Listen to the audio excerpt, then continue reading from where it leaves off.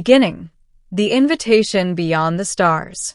When the transmission first arrived, no one believed it was real.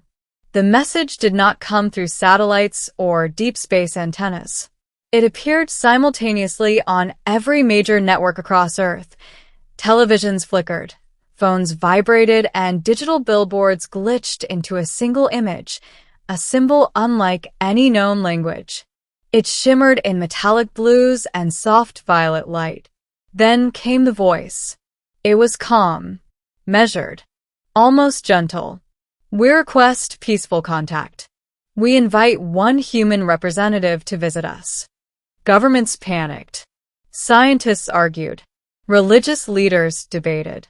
Within hours, the entire world was united by fear and wonder. The beings called themselves the Elyrians. They claimed to have observed humanity for centuries, waiting for a time when Earth would be technologically capable of understanding interstellar diplomacy.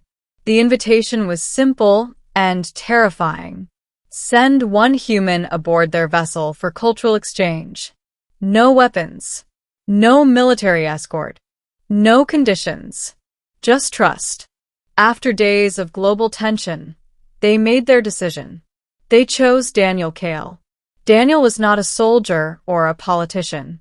He was a linguist and cultural anthropologist, known for mediating conflicts in remote regions of Earth. His work focused on understanding societies without judgment. When the United World Council informed him of his selection, he laughed. "You're joking." They weren't. 2 days later, Daniel stood alone in the Nevada desert beneath a sky filled with cameras and trembling stars. The alien ship descended silently, a vast crescent of silver light that cast no shadow. A beam of pale radiance enveloped him. The world vanished. Daniel awoke inside a chamber unlike anything human engineering had ever produced. The walls were translucent and softly pulsing, as though alive. The air smelled faintly of rain and something sweet, like crushed petals. Before him stood 3 beings. They were tall, over 7 feet, with elongated limbs and luminous skin that shimmered like moonlight on water. Their eyes were large, deep indigo pools flecked with silver. Instead of hair, faint tendrils of light drifted around their heads like halos. One stepped forward. "We welcome you, Daniel Kael of Earth." Its voice echoed inside his mind rather than his ears. "You speak English?" Daniel whispered. "We do not speak. We translate thought." He swallowed. "Where am I?" "Our vessel orbits your moon. You are safe." Safe. That word felt fragile in this alien place. The Elyrian who addressed him introduced itself as Arian, a diplomatic envoy. The others remained silent, but observed him with careful curiosity. "You are our guest," Arian said. "And our bridge." Daniel forced steady breathing. "Bridge to what?" Arian tilted its head slightly. "To understanding."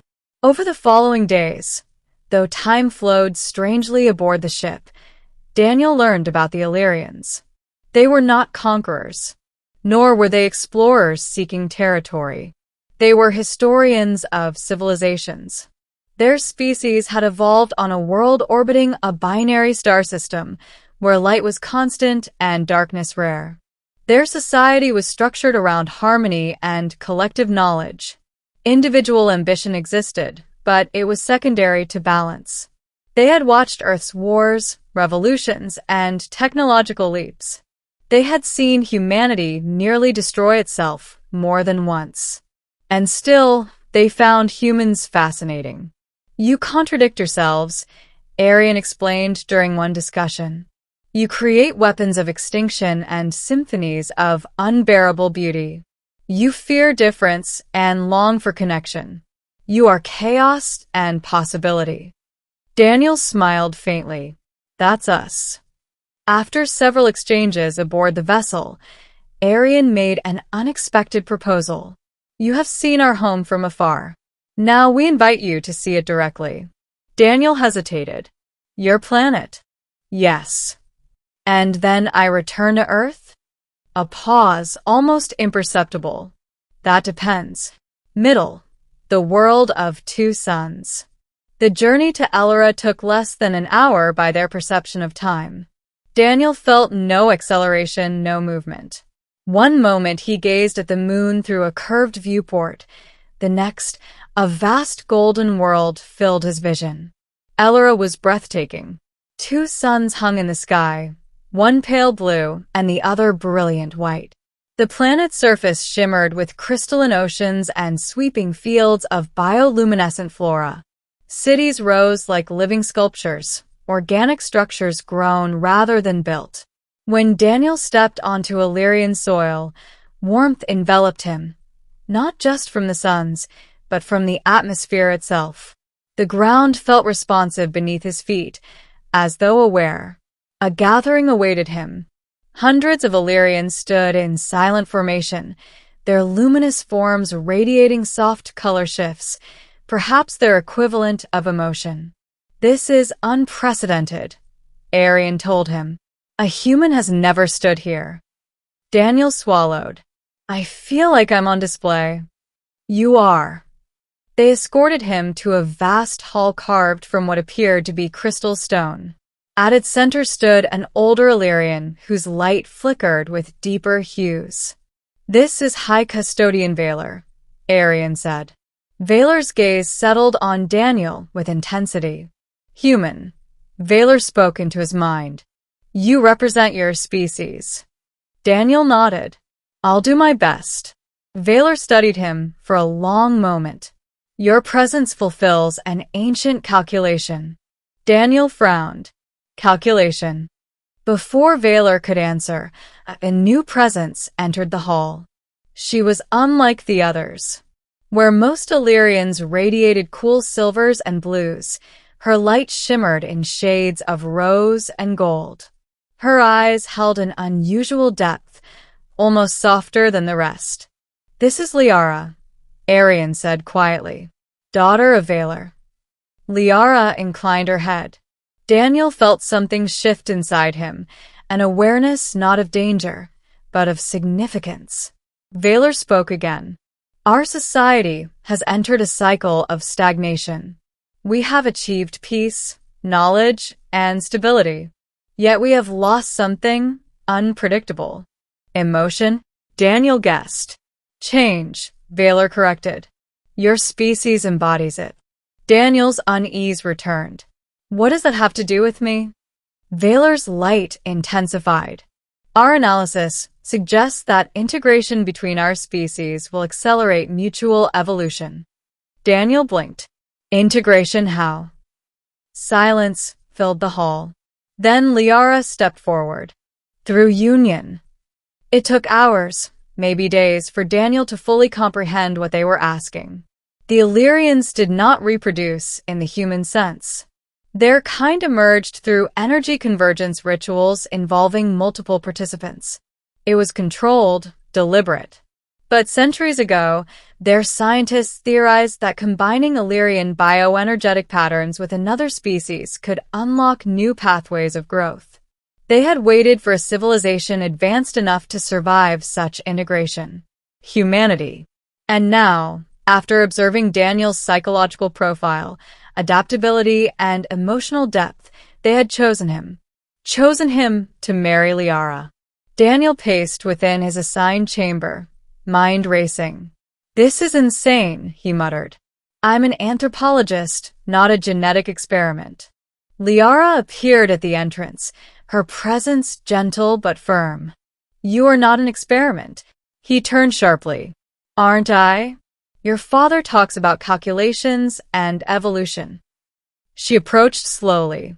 "I volunteered." Daniel stared at her. "Why?" Her light dimmed slightly, perhaps vulnerability. "Because I have watched Earth as well. I have studied your music, your art, your conflicts. I feel drawn to the uncertainty of your kind. I do not wish for endless stability." He ran a hand through his hair. "Marriage isn't just a biological merger for us. It's emotional, personal." I understand. Do you? His voice softened. You don't even know me. I wish to. Her honesty disarmed him. Over the next cycle, they were given time to speak, to question, to understand. Lyara showed him Elyrian history through shared memory streams. He showed her human photographs from his childhood, stories of rainstorms and crowded markets and imperfect love.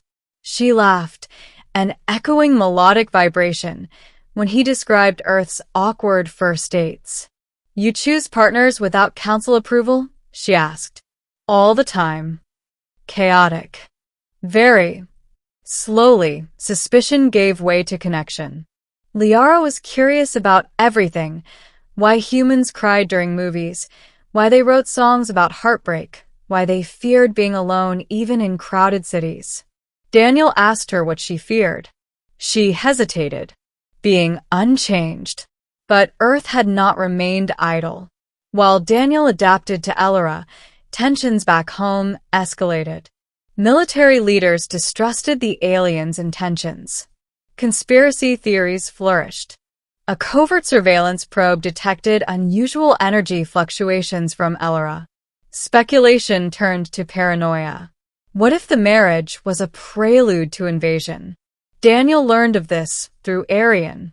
Your world prepares defensive measures, Arian informed him. They do not trust us. Daniel sighed. Can you blame them? Valor summoned him soon after. You hesitate, the High Custodian observed. I'm trying to process, Daniel replied. If I agree to this, I'm not just marrying Lyara. I'm tying our species together. Yes. And if something goes wrong, then we will face it. Daniel looked at Lyara, who stood beside her father. Do you truly want this? He asked her privately. I do, she said. Not for evolution, for choice. That word echoed inside him. Choice. He realized something. Despite the pressure of cosmic expectations, no one was forcing him. They would accept refusal. But turning back meant returning to a divided Earth, carrying knowledge that could destabilize everything. Moving forward meant stepping into uncertainty with her. On a terrace overlooking crystalline seas, beneath twin suns setting in opposite horizons, Daniel made his decision. I will marry you, he said quietly. Lyara's light flared brilliantly. The Ceremony of Convergence. The Elyrian marriage ceremony bore little resemblance to human weddings. There were no rings, no vows spoken aloud. Instead, Daniel stood within a circular platform etched with luminous symbols. Lyara faced him, their hands almost, but not quite, touching. Elyrian elders formed a perimeter, their combined energy weaving a shimmering dome overhead. Arian approached Daniel one final time. You may still withdraw. Daniel looked at Lyara. Fear flickered in her gaze, real, raw fear of rejection. He smiled softly. I'm staying. When their hands met, a surge of warmth flooded his body. Not pain, intensity. Lyara's thoughts brushed against his, hesitant at first. Are you afraid? Yes, he admitted silently. So am I. The energy circle activated. Light spiraled upward, intertwining their forms in radiant strands. Daniel felt memories not his own, fields beneath twin suns, centuries of quiet harmony. In return, Lyara experienced flashes of Earth, laughter and rain, crowded subway trains, the chaos of human festivals. It was overwhelming, but it was beautiful. The ceremony ended with a pulse that rippled across Elyra's skies. Daniel collapsed briefly, breathless. Lyara knelt beside him. You remain yourself, she whispered in his mind. He laughed weakly. Good. I was worried. And, between two worlds, the aftermath of the union reverberated beyond Elyra. Sensors on Earth detected a massive, but non-hostile energy surge. Panic nearly triggered defensive retaliation. Then, unexpectedly, a transmission arrived. It was Daniel. He stood beside Lyara, twin suns glowing behind them. "I'm alive," he said into the camera. "And I have something important to tell you." He explained, not in scientific jargon, but in human emotion, why he chose this path. He spoke of fear and curiosity, of the need to move beyond suspicion. "This isn't surrender," he said firmly. "It's partnership." Lyara stepped forward, her luminous form radiant but calm. "We do not seek dominion," she communicated through translated speech. "We seek growth. Together." The message divided Earth, but it also sparked hope. Back on Elyra, Daniel adapted to his new existence. The union had altered him subtly. His senses sharpened. He perceived faint energy currents in the air. Yet he remained human, still flawed, still uncertain. He and Lyara spent cycles walking along crystalline shores, debating philosophy and joking about cultural misunderstandings. On Earth, Daniel told her once, "Marriage is about building a life together." "Then we shall build too," she replied. They established an interspecies council, allowing limited human delegates to visit under controlled exchange. Slowly, trust formed. Years passed, though time felt different beneath twin suns. One evening, Lyara approached Daniel with a luminous expression he had learned to recognize as anticipation. "The convergence has yielded unexpected results," she said softly. Daniel tilted his head. "Unexpected good or bad?" She placed his hand over her glowing core. Within, he sensed a new rhythm, faint but undeniable. A life. Not fully Elyrian. Not fully human. Something new. Tears filled his eyes. "Guess we really did integrate," he whispered. Lyara smiled. "Our child will belong to both worlds." Daniel gazed upward at the twin suns setting in perfect symmetry. He had arrived as a visitor. He had feared becoming a symbol. Instead, he had become something far more personal, a husband, soon a father, and a living bridge between species. Back on Earth, children would one day learn his name in history lessons. But here on Elyra, he was simply Daniel, a human among aliens. And the marriage that followed had not ended his story. It had only begun a new chapter for two civilizations daring to trust the unknown.